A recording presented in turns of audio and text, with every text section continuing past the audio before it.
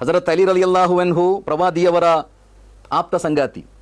ಒಂದು ಯುದ್ಧದ ಸಂದರ್ಭ, ಯುದ್ಧದ ಮೈದಾನ, ಒಬ್ಬ ಶತ್ರುವಿನೊಂದಿಗೆ ಹೋರಾಟ ಮಾಡಿ ಆ ಶತ್ರುವನ ಕೊನೆಯ ಕ್ಷಣ ಅವನ ಕತ್ತಿಗೆ ಖಡ್ಗ ಇಡಬೇಕಾದ ಟೈಮ್ ಅದು. ತಕ್ಷಣ ಆ ಶತ್ರು ಅಲಿಯವರ ಮುಖಕ್ಕೆ ಉಗುಳಿಬಿಟ್ಟ. ಆವಾಗ ಅಲಿ ಬಿನ್ ಅಬಿ ತಾಲಿಬ್ ರಲಿಯಲ್ಲಾಹು ಅನ್ಹು ತನ್ನ ಖಡ್ಗವನ್ನು ದೂರಕ್ಕೆ ಎಸೆದು ಅಲ್ಲಿಂದ ಎದ್ದು ಮೌನಿಯಾಗಿ ಹೊರಟು ಹೋಗ್ತಾರೆ. ಅನುಯಾಯಿಗಳೆಲ್ಲ ಉಸಿರು ಬಿಗಿ ಹಿಡಿದು ನೋಡ್ತಾ ಇದ್ದಾರೆ ಈ ದೃಶ್ಯವನ್ನು. ಯಾಕಂದ್ರೆ ಅಂದು ಒಬ್ಬೊಬ್ಬರೊಬ್ಬೊಬ್ಬರೊಂದಿಗೆ ಯುದ್ಧ ಮಾಡುವುದು. ಇವತ್ತಿನ ಹಾಗೆ ಆಸ್ಪತ್ರೆಗಳ ಮೇಲೆ, ಶಾಲೆಗಳ ಮೇಲೆ ಹೋಗಿ ಬಾಂಬು ಹಾಕುವ ದೌರ್ಜನ್ಯ ಅವತ್ತಿರಲಿಲ್ಲ. ಸ್ವಲ್ಪವಾದರೂ ಜನರಿಗೆ ಮನುಷ್ಯತ್ವ ಎಂಬುದಿತ್ತು. ಒಬ್ಬ ಯುದ್ಧ ಮಾಡುವುದು ಒಬ್ಬನೊಂದಿಗೆ, ಅದಕ್ಕೆ ಸಾಮರ್ಥ್ಯ ಅಂತ ಹೇಳುವುದು. ಹಾಗೆ ಅಲಿ ಬಿನ್ ಅಬಿ ತಾಲಿಬ್ ಒಬ್ಬ ಶತ್ರುವೊಂದಿಗೆ ಹೋರಾಟ ನಡೆಸುವುದನ್ನು ಜೊತೆಗಾರರು ನೋಡ್ತಾ ಇದ್ದಾರೆ.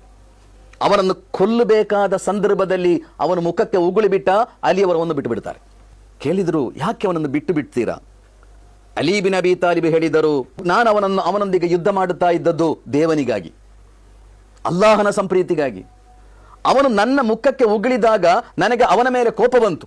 ಆ ಕೋಪದೊಂದಿಗೆ ಅವನನ್ನು ನಾನು ಕೊಂದು ಬಿಟ್ಟರೆ ನಾನು ದೇವನ ಬಳಿ ಪಾಪಿಯಾಗ್ತೇನೆ ಎಂದು ಹೇಳಿ ಅವನನ್ನು ಬಿಟ್ಟು ಬಿಡುವುದು. ಅಂದರೆ ಯುದ್ಧದಲ್ಲೂ ನೀವು ಅಲ್ಲಾಹನಿಗಾಗಿ, ದೇವನ ಸಂಪ್ರೀತಿಗಾಗಿ. ದೇವ ಅಂದರೆ ಎಲ್ಲರಿಗೂ ಒಬ್ಬನೇ ದೇವ ಇರುವುದಲ್ಲ. ದೇವ ಅಂದರೆ ಹಿಂದೂಗಳಿಗೆ ಒಬ್ಬ ಬೇರೆ ದೇವ, ಮುಸ್ಲಿಮರಿಗೆ ಒಬ್ಬ ಬೇರೆ ದೇವ, ಕ್ರೈಸ್ತರಿಗೊಬ್ಬ ಬೇರೆ ದೇವ ಇರಲಿಕ್ಕೆ ಸಾಧ್ಯವೇ ಇಲ್ಲಲ್ಲ. ಯಾಕಂದರೆ ನಾವೆಲ್ಲರೂ ಒಂದೇ ರೀತಿ ಇರುವುದು. ನಮ್ಮ ಕಣ್ಣು, ಕಾಲು, ಕಿವಿ, ಕೈಕಾಲುಗಳೆಲ್ಲ ಒಂದೇ ರೀತಿ ಇರುವುದು. ಜಗತ್ತಿನಲ್ಲಿರುವ ಎಲ್ಲ ಮನುಷ್ಯರನ್ನು ಸೃಷ್ಟಿಸಿದ ದೇವ ಒಬ್ಬನೇ. ಆ ದೇವ ಒಂದು ಧರ್ಮದವರನ್ನು ಕೊಲ್ಲಬೇಕು, ಇನ್ನೊಂದು ಧರ್ಮದವರನ್ನು ಬಿಡಬೇಕು, ದೇವನ ಪ್ರೀತಿಗಾಗಿ ಒಂದು ಧರ್ಮದವರೊಂದಿಗೆ ಯುದ್ಧ ಮಾಡಿ ಅಂತ ಹೇಳಲಿಕ್ಕೆ ಸಾಧ್ಯವೇ ಇಲ್ಲಲ್ಲ.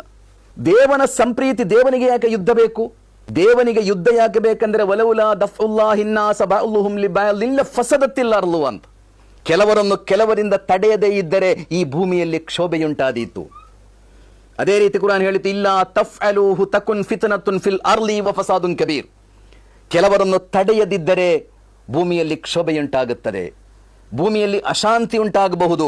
ಕ್ಷೋಭೆ, ಅಕ್ರಮ, ಕೊಲೆ, ದೌರ್ಜನ್ಯ ಇವುಗಳನ್ನು ದೇವ ಸಹಿಸುವುದೇ ಇಲ್ಲ.